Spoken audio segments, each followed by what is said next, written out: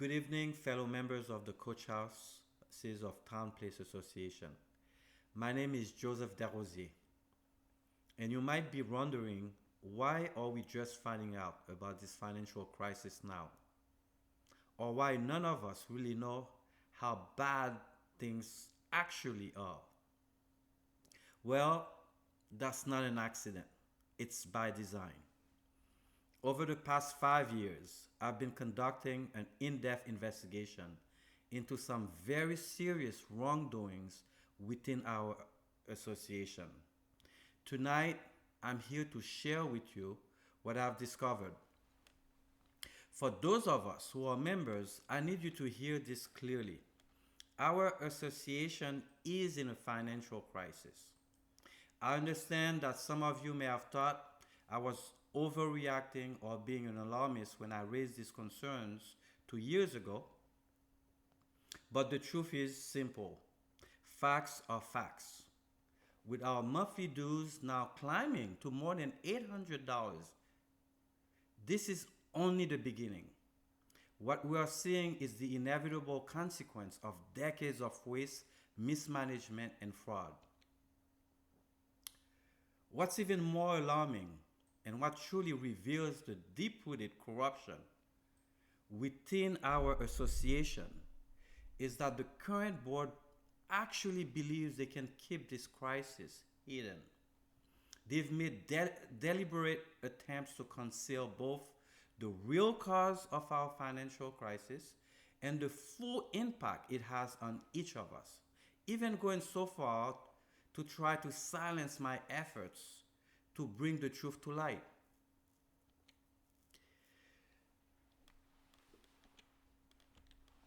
Right now, that iceberg is directly in front of us. We can choose to stay passive and go down with the ship, or we can take control of the wheel, face reality, and steal ourselves out of a more severe financial crisis. Based on my findings, the truth is, this crisis could soon cost each of us over $1,200 a month in maintenance dues and potentially up to $25,000 in special assessments if we do not act. Here's the good news. After watching part 1 and part 2 of this presentation, you will gain the knowledge and understanding needed to dismantle the corruption machine and rebuild a system of asset management founded on integrity and transparency. After 5 years of investigation, I can finally reveal what I've uncovered so that we, the members, can connect the dots and see the full picture, the true root cause of this crisis. This presentation condenses 5 years of research into just 45 minutes. It's detailed, but remember, without knowledge, we cannot solve a problem, especially one that has been deeply entrenched for decades. So without further ado, sit back, relax, and watch part 1 of Coach House Financial Crisis. Before we can talk about solutions, today my goal is to show you how exactly a system of corruption was allowed to be built, right in plain sight. It's a complex, deeply entrenched system that took me over 5 years to uncover.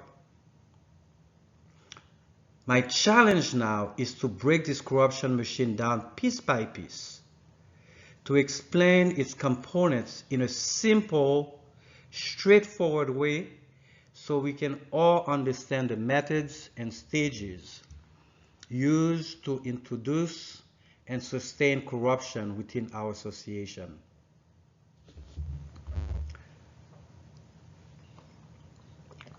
So let me show you exactly how the abuse of power created a system of corruption that has already cost us over $100 million in value.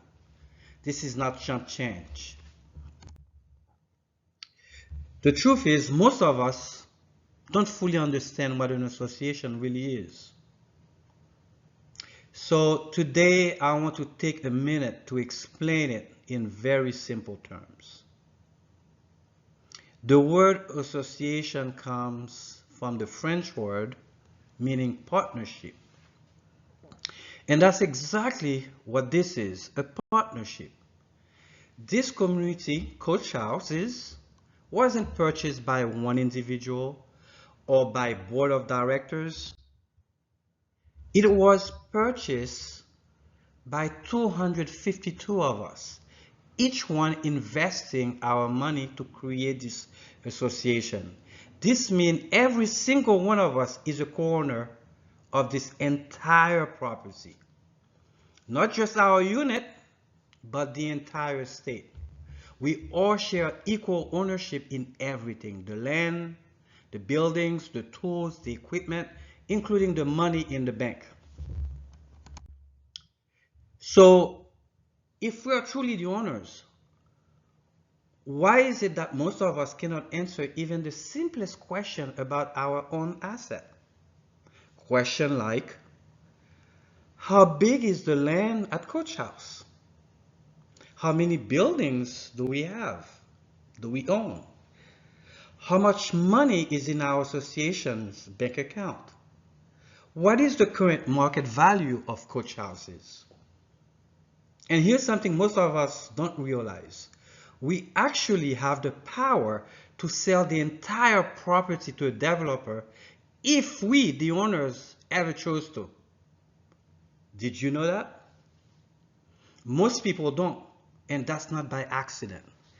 The truth is, very few of us know these answers, even though we are the rightful owners of this entire community. Why? Because over the years we have been conditioned to think of ourselves as nothing more than unit owners, while the board has positioned itself as the so-called guardians of our shared assets. But let's be clear, they are not our guardians. They are our representatives chosen to carry out our will and our decision, not to rule over us. As co-owners of such a large asset, we, the 252 members, collectively form a legal entity known as a corporation. And just like any corporation, the owners, that's us, elect a board of directors composed of 3, 5, 7, or even 9 members. Now, their role is meant to be very specific, to handle limited administrative duties, not to act as executives or financial controllers. Unfortunately, we took the wrong approach. We allowed unqualified, unpaid, unvetted individuals to assume role equivalent to CEO, CFO, and controller of a $200 million asset, managing over $2 million in our funds, without our oversight, without a system of transparency.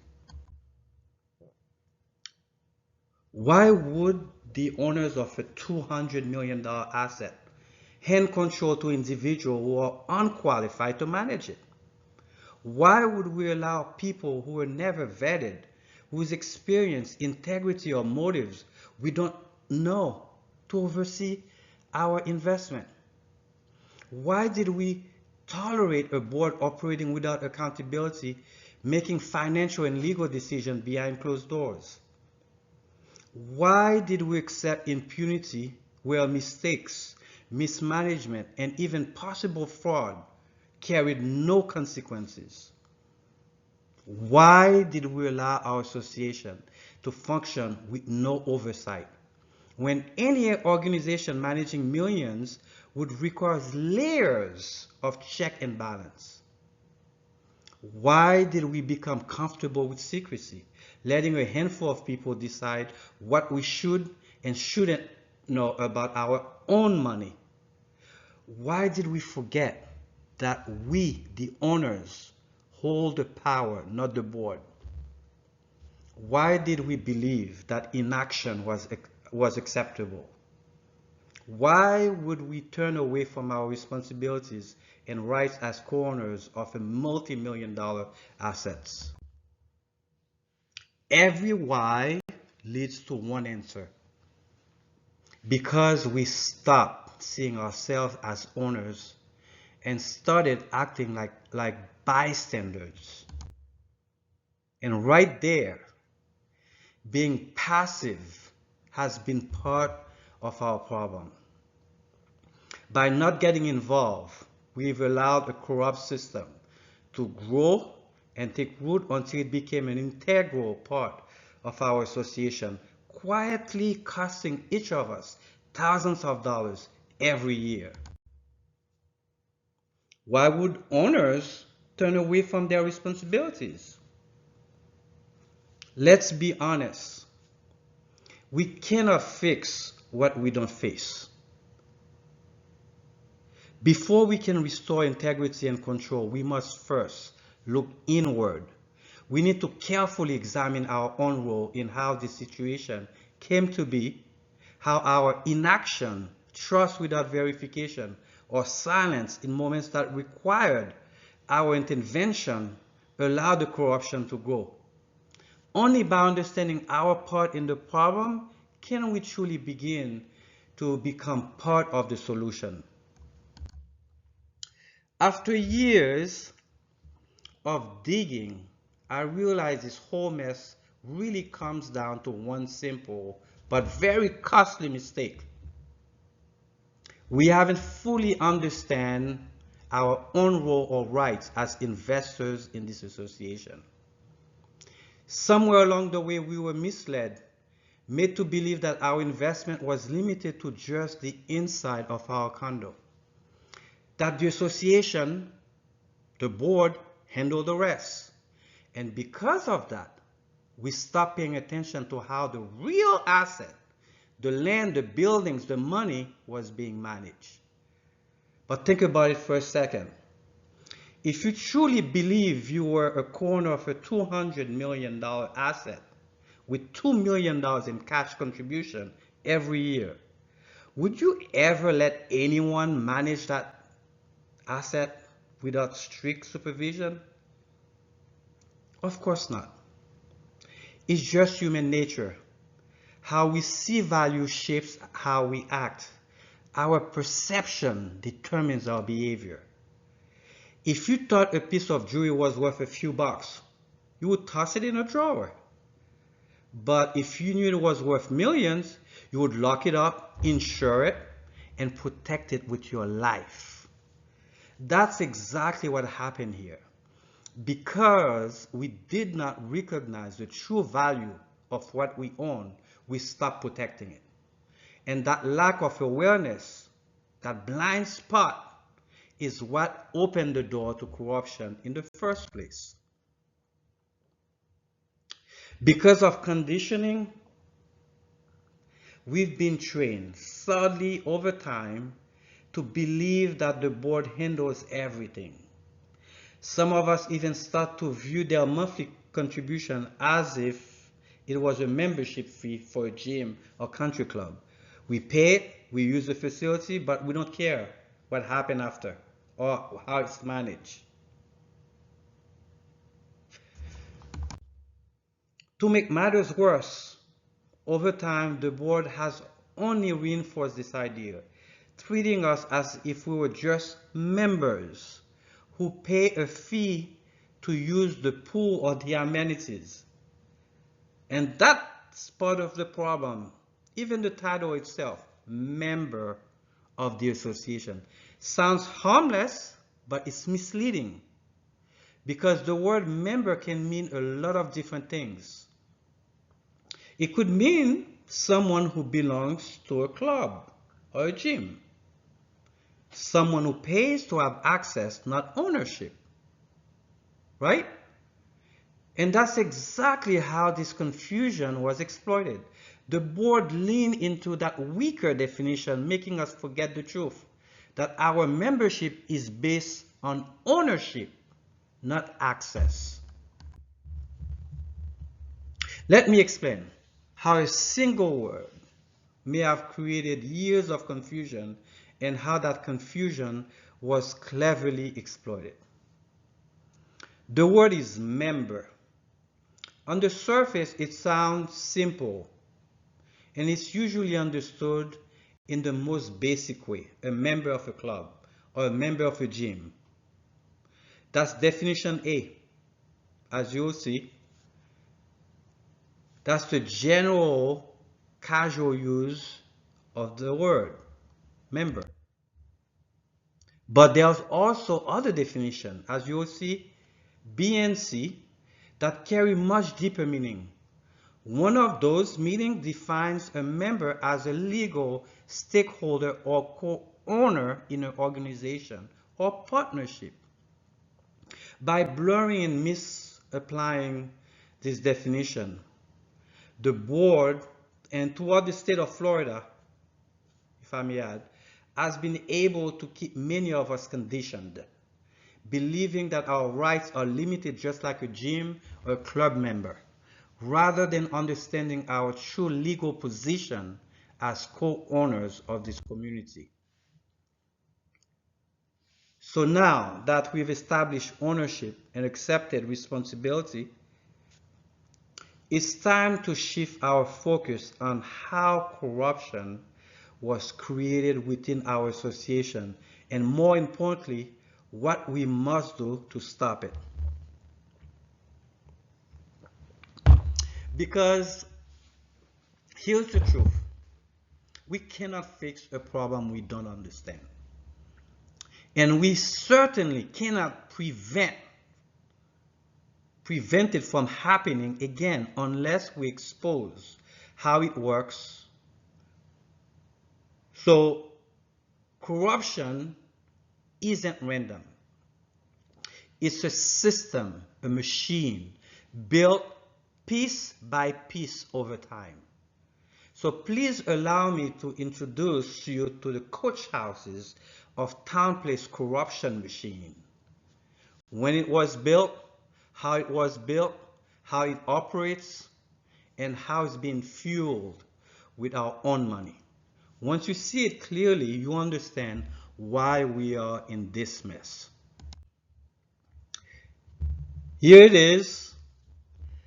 This misapplication and manipulation of the word member has been one of the board's most effective tools and marks the first stage in exploiting our lack of understanding to seize and consolidate the power needed to build a system of corruption. Like any system or machine, corruption needs power source. It needs a power source to function, and also a purpose to exist. The power source of this corruption machine is abuse of power.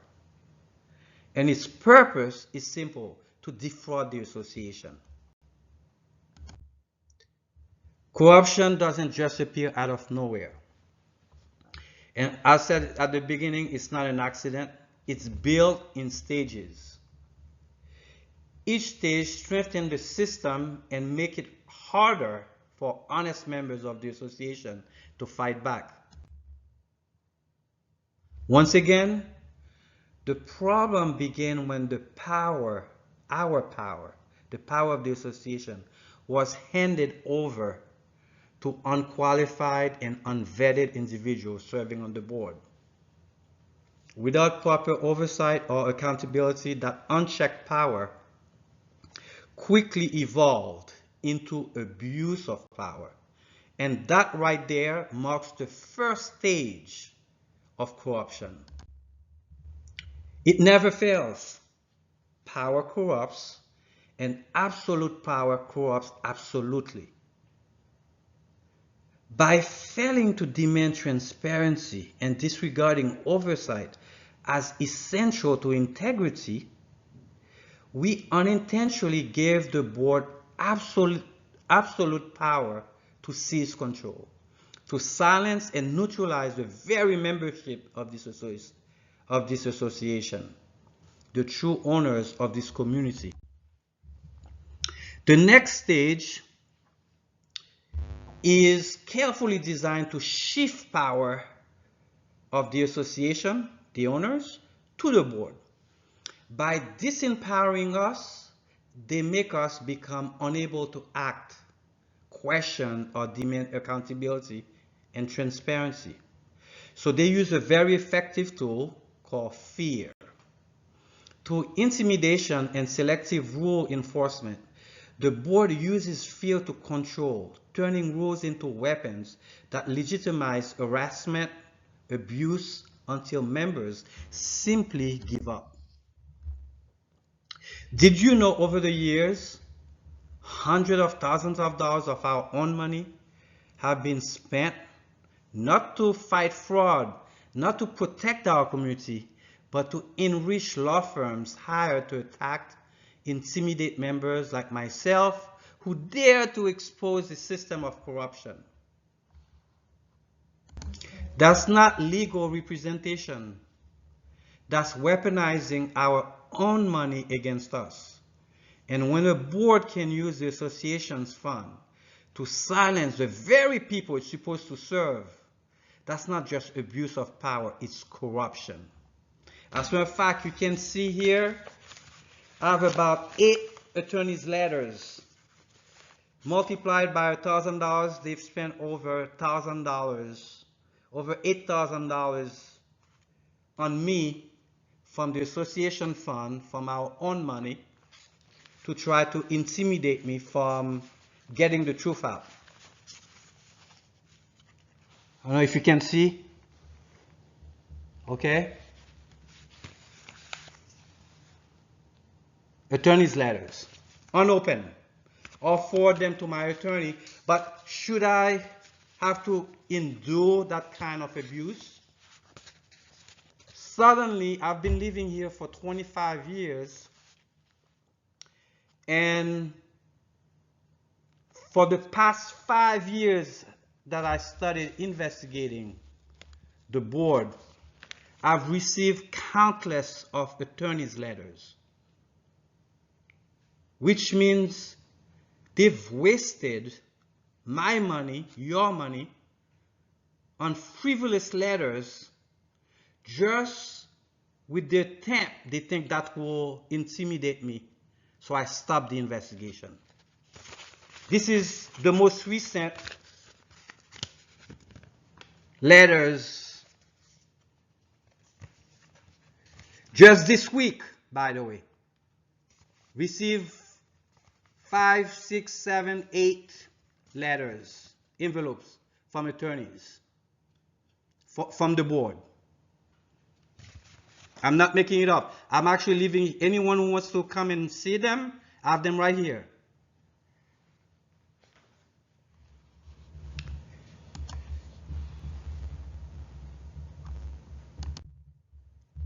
In addition to fear, the next stage of corruption is division.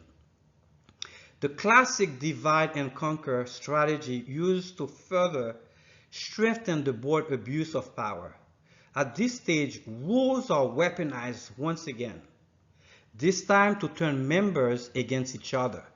The boards create sides, stirs conflict over issues that should never divide us, and spreads gossip or false rumors to discredit those they want to silence, like me.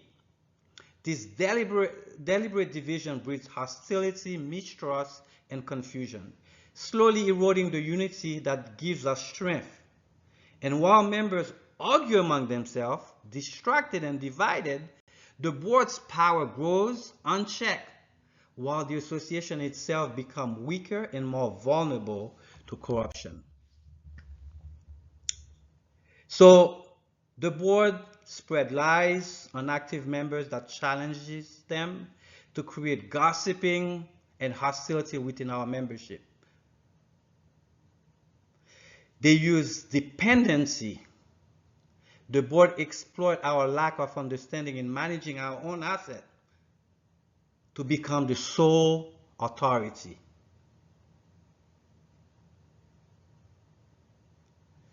So as you can see, this is the results of division, manufactured conflict, distrust between each other, right? And diminishes our oversight.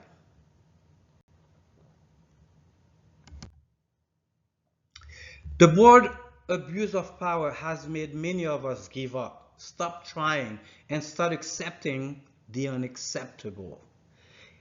It conditioned members to accept decline as normal.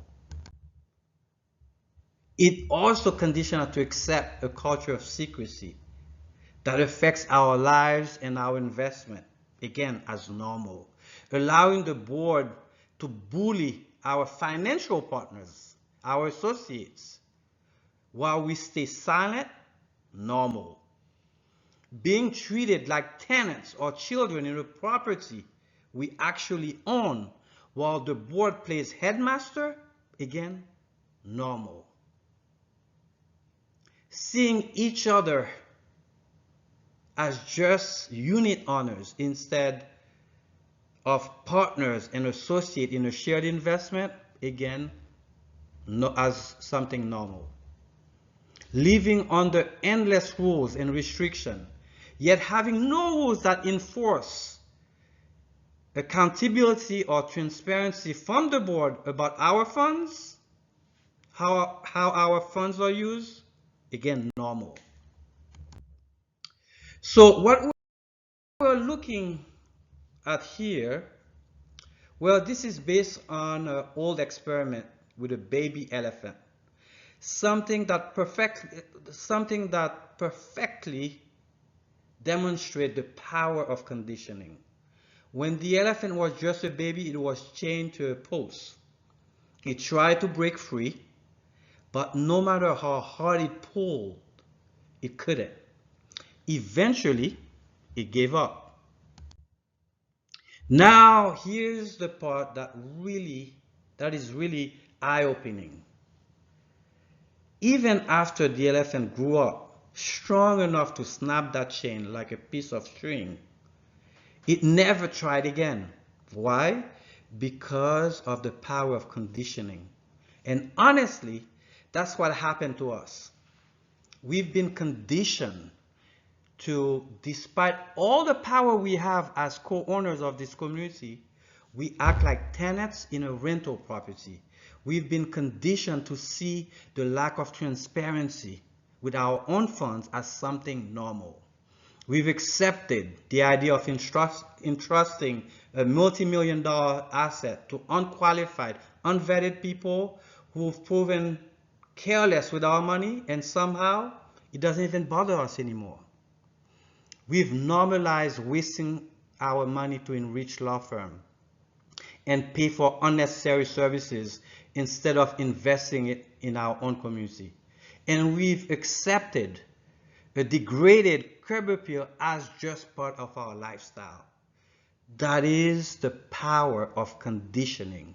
It doesn't just control behavior, it controls belief.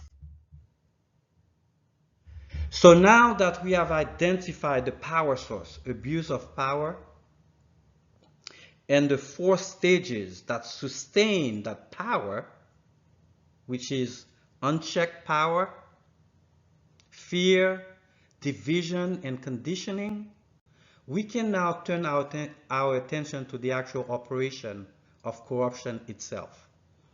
How it functions, how it sustains itself, and how it continues to drain our association year after year. So now let's look at how it actually works. At the heart of this system, the part that keeps it alive and running are the 3 components you see there: secrecy, waste, and fraud. These 3 elements or components are the moving parts of the corruption machine.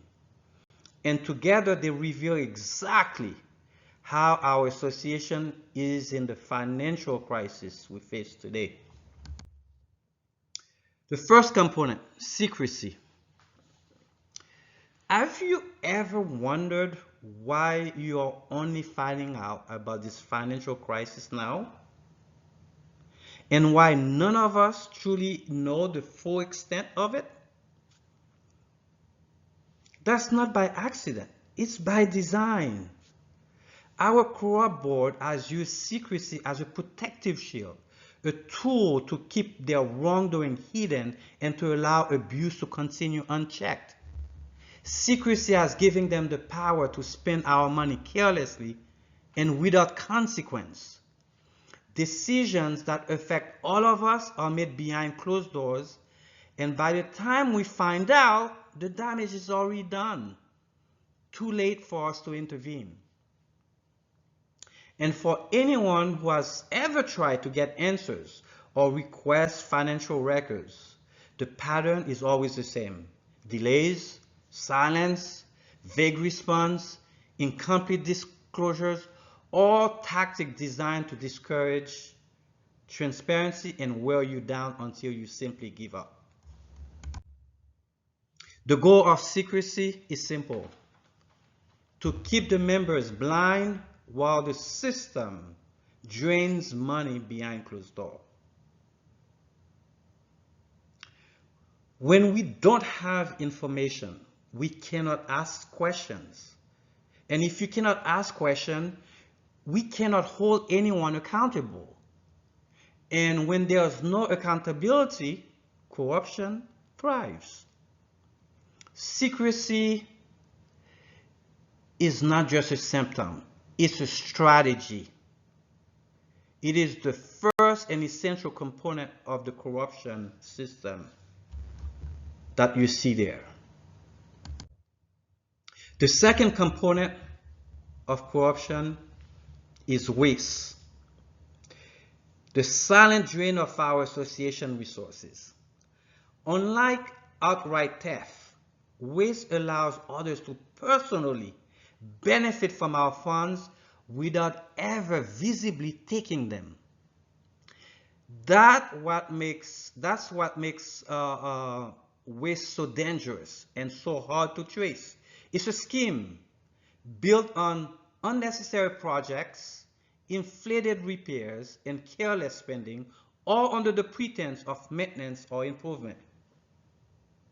Here are the facts. In our association, waste is everywhere. Millions of dollars have been spent on landscaping that never improves our curb appeal. Endless repairs are approved, often without clear bids, oversight, or follow-up. Yet the problem persists year after year. Contracts are renewed, invoices paid, but no results. Nowhere to be seen. This pattern isn't random, it's a system. One that drains our collective wealth while giving the illusion of progress. Our board, as you can see on this slide here, have renewed a 7-year contract with Xfinity. A service that we could have enjoyed for free.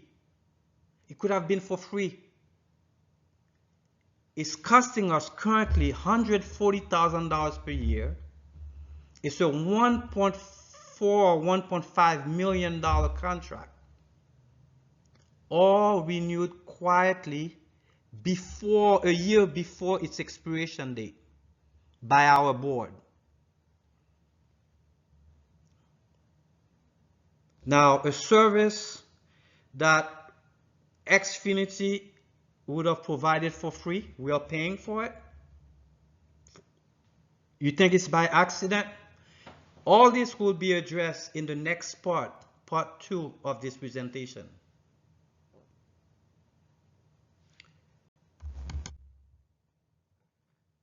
The result, a community that pays more always gets less and cannot see where the money goes. And this is our case. Keep this in mind. Just like waste flushed down a toilet doesn't simply disappear, it's collected and processed somewhere. Wasteful spending works the same way. Every dollar misused in our association ends up in someone else's pocket. It doesn't vanish. It's redirected for dishonest gain. So as you can see on this slide here, we have about $4 million that went into cable TV. In part two, I'll show you how it was a waste. You can see rain gutters installation, $150,000. All professional installers of gutters have told me those gutters are absolutely have no purpose. Waste. Tree trimming. Over the past 10-15 years, we've spent over close to $250,000 on trees that should have been removed because their root system are actually damaging the building plumbing, the foundation of our building. So instead of removing them, we're spending thousands of dollars to trim them. They could have been removed and replaced for a fraction of the cost. So we have a total of about $250,000. And when it comes to overpriced, inflated invoices, as you will see again on the part two of the presentation, over more than $500,000 got wasted. Total, at least $6 million of our money. Now, you'll see the impact of $6 million on the association in our next meeting. So the red flags of wasteful spending are when you see monthly dues increasing and increasing year after year, that's a red flag. When you see secrecy and lack of transparency, those are red flags of wasteful spending in progress.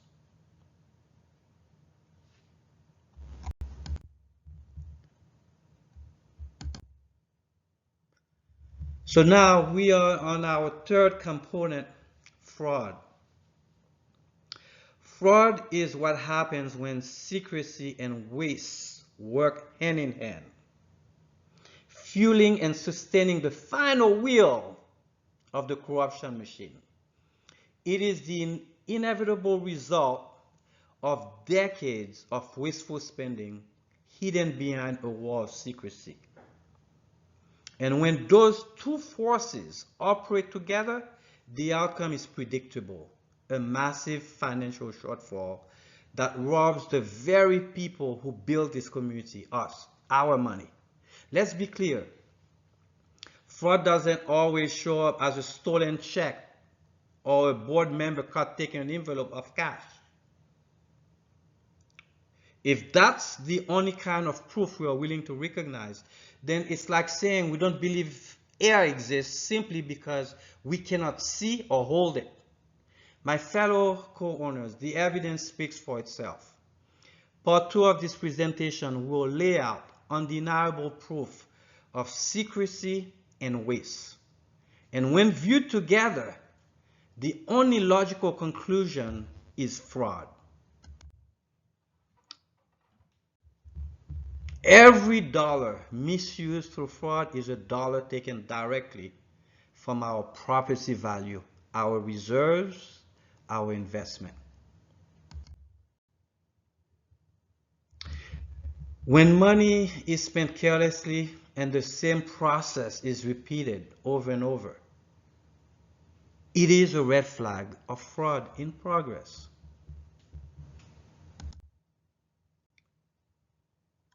So if secrecy hides the truth and waste drains our resources, fraud is the result.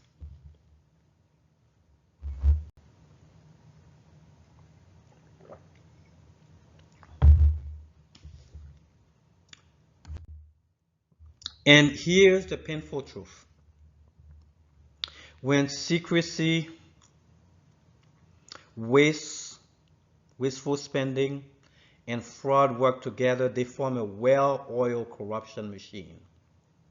One that quietly drains our money, hides accountability, and leaves behind a financial crisis that we, the owners, are forced to pay.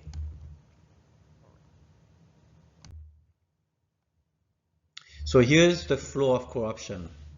As you will see on this slide here, it started with power, our power that was given to a small group of individuals without oversight, which I call unchecked power or unsupervised power. So we give our power to the wrong individuals. In turn, that leads to abuse of power. And once they have that power, they abuse it to create a system of secrecy, another component to waste our funds, and which gives us the complete machine of corruption. So it took them decades, but that's the system that we currently have in place, unfortunately. The cost of decades of fraud is astronomical. I will show to the association how fraud had caused our asset value to decline by at least $100 million. That's $400,000 per member, each of us.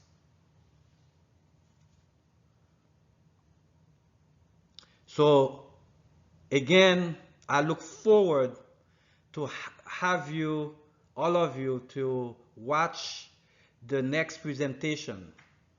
How we'll take the numbers do not lie. How corruption had a great impact on your investment and on my investment. So for those who think they are selling their property for $350,000 for $400,000, it's okay. It's not okay. It should have been double.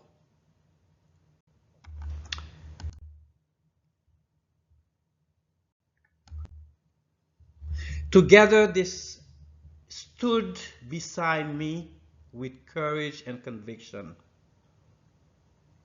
helping to carry the weight of a 5-year investigation that uncovered a 35-year pattern of systemic corruption, a criminal enterprise by design, at great personal cost, facing character assassination, attacks, fierce opposition, and humiliation. They use their own resources, expertise, and persistence to help expose the truth and bring transparency to this association. Their courage, sacrifice, and love for our community made the truth possible. Thank you to my wife Narita, my brother-in-law Eddie, and a former member of our association, Charlie.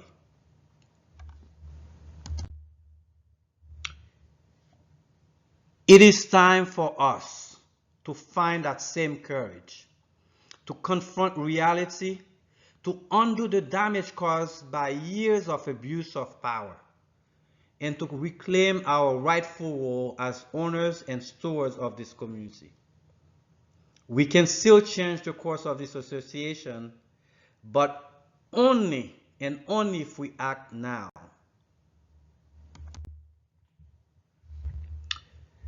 This slide shows a QR code that you can scan in order to register your information, so you can receive the link to the part 2 of the presentation, and also the information about in regards to our upcoming Zoom meeting, emergency Zoom meeting. Thank you, and hope that you've enjoyed this presentation, and we'll take it over to the next part 2. Thank you.